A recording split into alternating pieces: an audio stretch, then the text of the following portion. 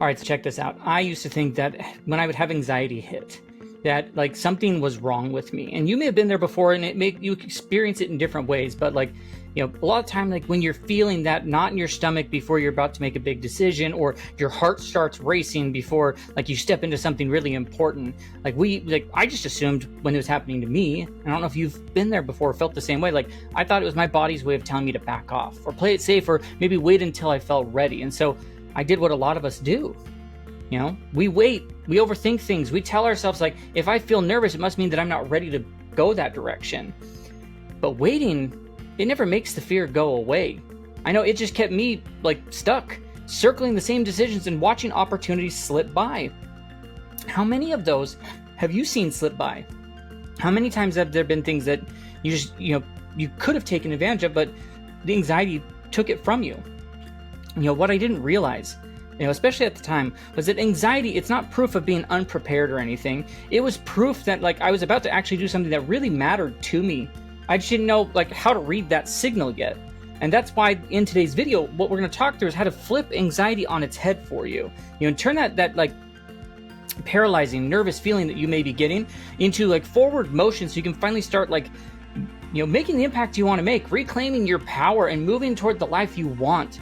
This is like a power reclamation type thing. Like we're trying to take it back from the anxiety, from the fear, from those emotions and imposter syndrome that's weighing you down.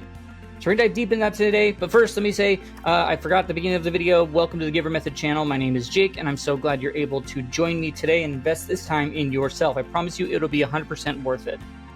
Now, let me frame up today's video with a couple of questions. Have you ever found yourself in those scenarios where you just freeze up?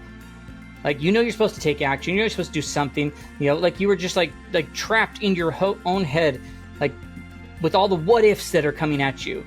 Or have you told yourself, like, if I'm feeling anxious about this, maybe I'm not ready, maybe I'm not there yet, maybe, you're experiencing that imposter syndrome as a part of that. Or maybe you found yourself in the cycle of waiting to like change, like I'm just waiting for the right time, but you're talking yourself out of it every time because the fear feels way too heavy than just actually taking action. If any of that sounds familiar, then trust me, you are not alone. I've been there personally, and I know I've worked with thousands of people that it's the same case, and I hear about it all the time. You're not alone. You're not failing. Like, you're just dealing with one of the most common blocks in anybody's growth. Thinking anxiety is like a stop sign. And when in reality, it should be your GPS, like pointing you straight to like the things that matter the most to you. I mean, for parents, this could show up as fear of modeling courage for your kids while secretly like wondering if ever like the change might like threaten the stability of what you have going on. As maybe an entrepreneur, it's that crushing weight before you launch or make a tough decision. For employees, it's the nerves that stop you from speaking up, for a raise or for a career move. And the crazy part about all this, about anxiety, is like it often the strongest. Anxiety is the strongest before the breakthrough moments in your life. The things that like make you the most anxious are usually the very things that have the most potential to change your life to be better, for you to step into, to make a greater impact using your gifts and superpowers. And so we're going to definitely dive deep into this. Now, of course, I said my name is Jake, but let me just introduce myself a little bit more. I'm Jake Talbert. I'm the founder. I'm the author of this book. It's called The Giver Method. It came out in November. It's designed specifically for parents, entrepreneurs, employees who are working away, who are trying to, get out of this loop and circling of anxiety, fear, overwhelm, frustration, burned outness, whatever that may feel like, and really start to step into who it is that you're meant to be, make a greater impact, have better influence on those around you, create more value, better relationships, all that type of stuff, live a more fulfilled life, bring more joy and delight in your life. That's what the book's about. It's grounded in my story because I'm a parent, I'm an entrepreneur, I've worked in the corporate atmosphere, I've walked similar paths to you, so everything in here, exercises, action items, everything, they're designed for you. And what we're going to talk about today is grounded in the book. If you wanted to get your own copy of the book, right now it's available on Amazon, and you can get it for as little as $2. So there's a link in the description that you can go get it for. I think it goes right to the $2 option, or you can pause the video right now and you can go look up The Giver Method by Jake Talbert. Either way, go ahead and do that. So the link will be in the description. I'll bring it up again later so you don't have to remember. But like I said, it's so much grounded in my story. So this idea of anxiety, like I know it because I've lived it so many times. There's a point where, I was completely paralyzed, trying to make decisions. You know, especially decisions that I knew would change everything for my family. And instead of seeing my anxiety as a sign of how much opportunity, like the opportunity or what I was going for mattered, like I treated it as evidence that like I wasn't there yet. I wasn't ready. You know, so I missed so many things I could have taken advantage of. I completely like missed them. You know, what saved me was realizing anxiety is not an enemy in any way. It's your nervous system telling you like this is important. And I know that's hard to think of it that way because anxiety sucks. I get it. I experience it. It never goes away. Trust me. It's always going to be there, even if you learn to work through it and use it as energy like we're going to talk about today. It doesn't go away. It sucks. But when you realize it's not an enemy, you know, it helps you to start working through it and start working through the challenges that it's presenting, you know? So I want to shift that for you today. So we're going to walk through these 6 areas where, you know, they're designed to help you use that anxiety as fuel for action instead of letting it keep you stuck. Super practical tools, resources, things like that, once again, for people like you. Now, the cool part is everything that I do, I always ground it in some sort of data research, you know, science-backed stuff. And so the research, the data, the things like that out there show that people who reframe anxiety as excitement are 60% more likely to hit their goals than those who wait for the nerves to just disappear or try to work through it in other means. In other words, waiting doesn't work. Acting with the nerves does. So it's not about eliminating the fear or the anxiety. Like I said, it doesn't go away. Doesn't matter how confident, successful you get, it never goes away. But it's learning how to use it. Because when you do, your sensitivity to what matters stops feeling like a weakness and it becomes a superpower. And so if that resonates with you, like I said, you can grab yourself a copy of the GIVER Method, use the link to go on Amazon and get it. You can go to thegivermethod.com, look out the other ways we can help people, that we work with people, free resources, our newsletter. You can find us on all the social media channels under the handle The GIVER Method, Facebook, TikTok, Instagram, LinkedIn. And of course, if you want, you know, some one-on-one coaching in this type of space, then check out the link below that talks about coaching. You know, there's a bunch of details on the page. If it makes sense, book a call, we can talk about it. And then I love bringing my message to other people's worlds. So if you have a team, a podcast, a stage, an event, you know, where people gather that you feel this message would, you know, benefit, then let's talk about how we could bring it to them and create some really actionable ways to, you know, see improvements in their lives. There's a link about speaking and podcasting. Of course, subscribe, hit the bell for notifications. I don't want you to miss out on any of the future content. Like the video, comment your thoughts along the way, all the things that every person on YouTube will ever tell you. With that, let's dive in. Let's turn that, you know, paralyzing fear and anxiety into fuel for your life that you were meant to live. So the first one is like, we hit on it. It's this idea that your anxiety is not the enemy, it's your actual GPS. Your nervous system has a navigation tool, and this is just one of the tools it uses. You know, it's not random. It's not your brain torturing you just for fun. You know, it's your brain's, you know, tracking system saying, hey, this matters. And if you think about it, you don't get anxious about things that you don't care about. You don't lose sleep over decisions that, you know, don't touch your values. You know, that knot in your stomach, it shows up when something is tied to your dreams, your family, your future, the things that you care about the most in the world. For a parent, it might be that pit of stomach feeling before, you know, talking with a teacher, because like being a good parent matters to you. You know, for an entrepreneur, it means the nerves before you launch something, because like your business is your heart. Or as an employee, it's that racing, you know, the racing thoughts and nervousness that you get before asking for the raise, because your growth matters. Instead of treating anxiety like a stop sign, start treating it like the signal flare that's going up, pointing you to what's important. So here's some really simple things that you could go do to help with that. You know, number one is like, just ask questions, ask better questions about the anxiety. Hey, it's hitting you. Anxiety's there. Like I said, I know it. I've been there. And so like, ask it like, well, what does this say about what I value? You know, what is it showing me that I care about? Notice any sort of patterns that are going to come up. Like the biggest fears often sit right at the top of the biggest opportunities. And it's not a coincidence. It's just a clue that's going to point you in the right direction. You know, next you can like, you want to reframe it. So try saying like, hey, this anxiety it's not a warning. It's just a reminder that something meaningful is on the line, and name the thing. Of course, you just track those things. If you track them over time, you jot down the moments that you made, you know, things that made you anxious, you know, and what was the thing, the value, the thing you care about the most underneath all of it. And by the end of a week or whatever, you're going to start to see like your fears are directly tied to what you treasure the most. So you're basically just decoding anxiety as information instead of intimidation. Like you're going to stop running from it. The data, the neuroscience that backs all this, you know, it says that when you reframe anxiety as excitement, your body flips from an avoidance mode into an approach mode.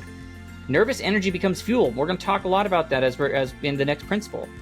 No need for the overthinking, the cycles that you go through. You're ready for real aligned action to actually make an impact. That takes us to the second area, which is turning these jitters you're having into actual fuel. Anxiety, it isn't just in your head, it's in your whole body. Your racing heart, the tight chest, the churning stomach, like that's your nervous system flipping on the lights and pumping tons of energy, being like, hey, get ready, this matters. The problem is that most of us mistake the energy for danger. It's the same experience. Your body's reaction to it, it's the same thing. The fear versus the excitement, like your body can't digest which one it is, and it's going towards the fear. We think, oh no, something's wrong, but in reality, it's giving us fuel. It's like being handed just a tank of gas that you just have to decide where to put it and go drive that thing. The difference between people who freeze up and those who move forward isn't that one feels calm, it's, and that the other isn't. Like it's that one's learned to redirect that energy into action before overthinking takes over and shuts them down. So here's some things you can do, like how you turn those jitters into energy. First is like just acknowledge it right away. When the nerves hit, literally you can say it out loud, like, okay, this is energy. It's not danger. My body's helping me get ready. It's a reframe that helps you prevent you from going into like panic preparation. But like when you say it out loud, your brain believes it more. And then move, like this idea of like move in 24 hours. Like don't sit on something. If something matters enough to spike your nerves, then you need to take a step within the day. Send the email, schedule the call, write the outline. The key is to ride the energy before it turns into worry, and that endless worry that we've all experienced as a part of anxiety. Let your body help you. Like, okay, well, great. I'm going to stand up. I'm going to walk. I'm going to shake it out. I'm going to do some breath work, whatever. Burn off enough of that energy and then point what's left back to something meaningful. And then you could always build in these, like, what are your go-to moves? Like, in certain situations tend to tip you, into anxiety. Then you pre-plan what your first step is. Nervous before tough conversations? Well, great. I'm going to script my opening line. Overthinking your business decisions? Well, decide on the first research question or whatever. Anxiety wants you stuck. So if you just set yourself to move, you're already moving past the anxiety and getting into motion, and your brain will start to react to that differently. Your body it's never trying to paralyze you. It's just priming you to take action. People who act within 24 hours of feeling that anxiousness, like about anything important, they're always far more likely to follow through with it. So stop waiting to feel calm. Start using the energy. Your anxiety isn't an enemy, it's fuel. When you let it ride the wave, all right? You're going to turn it, like what used to stop you, into something that gets you really moving and really starts to make an impact. That takes us to the third one. Like, if we're going to be moving, like, well, let's lean on our gifts, our superpowers when these things hit. Because people don't realize that your gifts, like the things that are so unique to you, they don't disappear when you're anxious. In fact, they usually get stronger. If you think about it, when you shift from worrying about, like, how do I look, to how can I help? Everything changes. Anxiety shrinks away, and like your strengths step forward. The mistake most of us make is that we're thinking that, like, we got to get rid of the anxiety before we can go perform. And the truth is, your gifts are the exact things that help you the most through anxiety, because they're just so natural to you. Even if you're in a cloudy, brain state of anxiety, you can still do these things because they're just so natural. So here's a couple things you want to put into practice. Number one, spot your strengths. You got to be real. Like, are you great at breaking down complex problems, or encouraging people, or seeing the opportunities that others miss? Like, whatever. Like, when your nerves show up, ask yourself, like, which of my gifts can I bring here? The G in the GIVER method is all about finding your gifts and superpowers. So it's a great resource. The book is a great resource that you could use to help discover these things. Which gift could I use here in this situation? You flip the focus. Instead of obsessing over like how you might mess up or whatever, like, okay, well, how could I serve in this moment? How can I make an impact with others? Your nervousness before like a presentation or something like that, like, think about how your story might help someone else. If you're anxious before a tough conversation, focus on how, like, okay, my honesty could strengthen the relationship here. Prep with your strengths, of course. Like, instead of over preparing, like, to cover every possible mistake, like, prepare by leaning on what you already do best. If you're naturally good at reading people, trust, that skill in the room. If your problem solving is your thing, remind yourself that you can adapt to whatever comes.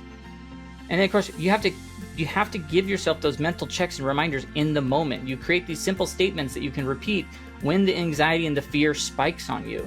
all right, my gift of clarity helps me explain this. My ability to connect with makes conversations easier. Whatever it is, like, you got to be able to just use it in a power statement like that, because when you stop fighting your anxiety and you're like, well, let me lean into it with my strengths, you're going to realize you're already way equipped to actually go take action with that. And the people who focus their strengths in these sort of situations, they always report less anxiety and they perform way better over time. They accomplish more things. So anxiety isn't proof that you can't handle it. It's like the stage cue, that it's like, hey, it's time to bring your gifts back. Let's do this. Let's go take action. And that takes us, of course, to our third principle. So when anxiety does peak, growth is near. Just believe me when I say this. Anxiety often screams the loudest before the biggest breakthroughs in your life. If you think back, how many times in your life did you feel the most nervous before something good happened? The job change that opened new doors for you, the tough conversation that healed your relationship, the project that you almost didn't launch that ended up being a turning point for you, the proposing to your spouse. Like, there's all these life-changing things. Like, it hits the hardest in these moments, and it's not random. It's your nervous system, right? It just doesn't just react to danger. It also reacts to opportunity, because growth always comes with uncertainty, and your brain sometimes mislabels that as a threat, especially if you've been already living in a stressful, burned out phase or anything like that. It hits even harder. So instead of feeling something like, hey, I'm about to do something important, it feels like I should run. And we got to flip that. We don't want to have that happen. So here's some ways to do that. Number one, spot the pattern. Look back through your past breakthroughs, like we talked about. You're probably going to notice those intense nerves showed up right before you made some sort of big progress, or that you saw the opportunity fall by the wayside and you're like, oh my gosh, I missed it because I let the anxiety hit, and then ask key questions. Like, when anxiety spikes, pause, okay, is this fear trying to keep me safe from an actual danger? Or is it highlighting some sort of opportunity for growth that I care about? It's probably the second. And then lean into the edge, if things make you anxious, whatever that thing may be, it could also create meaningful change. See it as a green light. Anxiety, it's just your internal breakthrough detector going off as hey, here's a thing, you care about it, here's a thing that could make a big impact, but your body doesn't know how to read the indicator light. The indicator light right. There we go.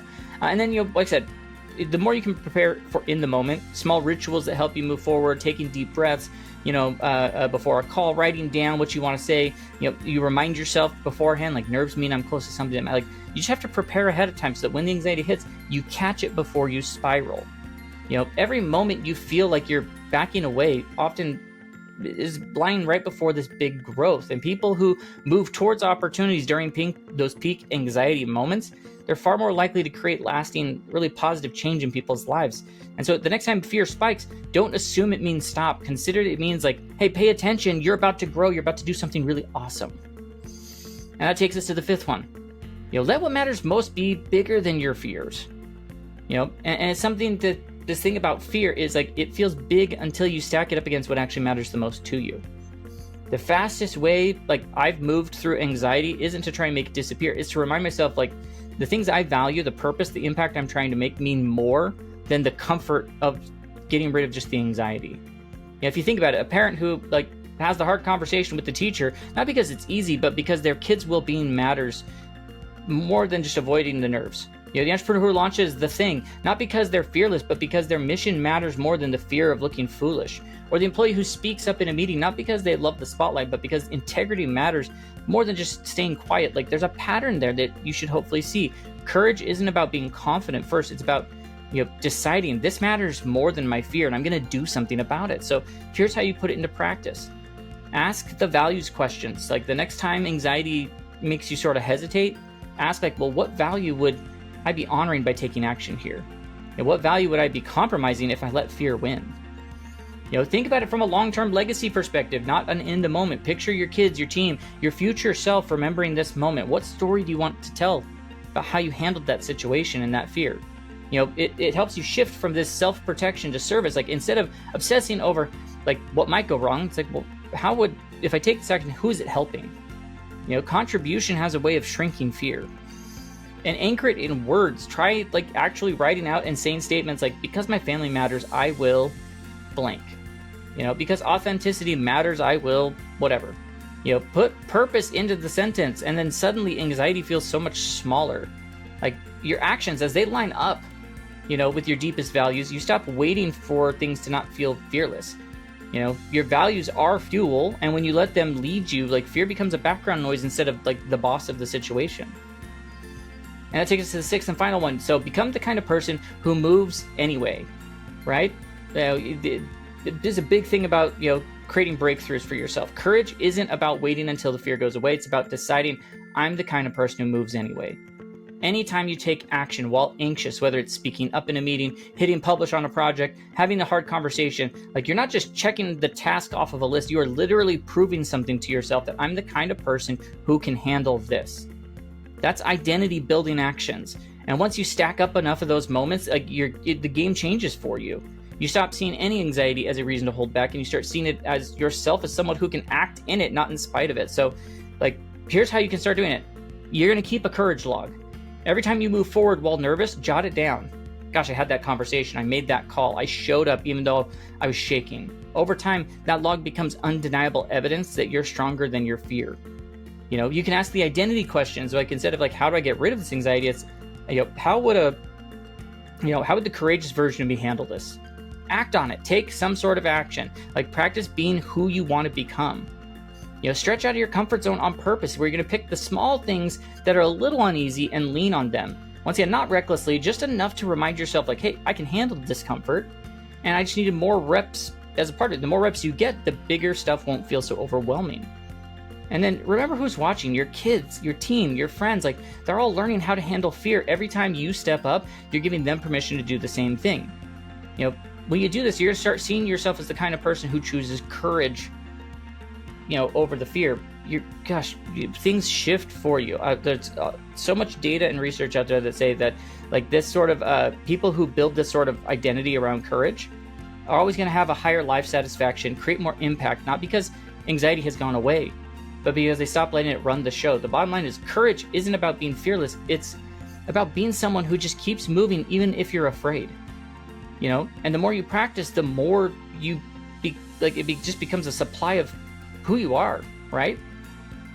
So if you're letting anxiety call your shots, keeping you from maybe speaking up, delaying decisions that matter, or convincing you to wait till you finally, like, feel ready, like, you're not failing, you're not, you know, there's nothing wrong. Like, you're just human. We all experience it no matter how far along the path we are.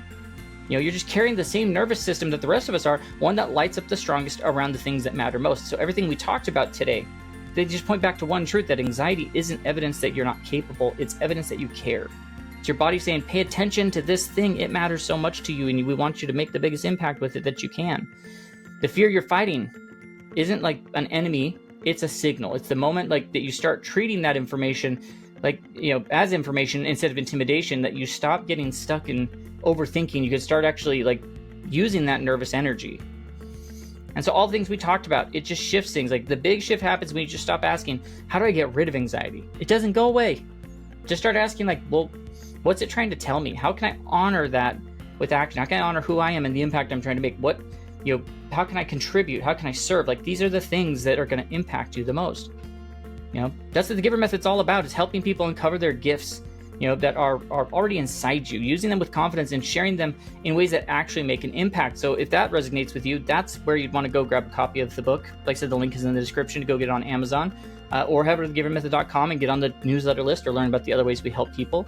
Of course, if you want to go deeper into that, you're tired of letting fear drive decisions, you want to discover these gifts and make the impact, well, check out the coaching page. You know, it might make sense for you to jump into our coaching program as a part of that. And of course, if you lead a team, if you host a podcast, you run a community, you know, have a stage or anything like that, that you think this message would serve those people, let's talk about what it looks like to bring it to them. There's a link about speaking and podcasting. You know, that's going to be a big thing. And of course, you know, like the video, subscribe to the channel, ring the bell for notifications, you know, comment any of your thoughts, takeaways, whatever. Like, those are all great things to help. You know, here's the final thing. Like, anxiety isn't proof you're not ready. It's proof that you're standing in front of one of the most meaningful things you could be doing. And so the question isn't, will I feel anxious? It's like, okay, great, I will. But I'm going to stop letting, you know, I'm not going to let it stop me. You know, I'm going to use it as fuel for the life that I actually want. Your power isn't hiding in the future, like when you actually feel confident. It's right here in the choices that you're going to make right in the moment, like even if you don't want to. You know, that's about reclaiming your power. Now is the time to go do that so that you can make the impact that only you can make in the world. Of course, like I said, subscribe to the channel, ring the bell for notifications, like the video, comment anything you're taking away from here. Hopefully we'll catch you in our next video. Have a great rest of your day.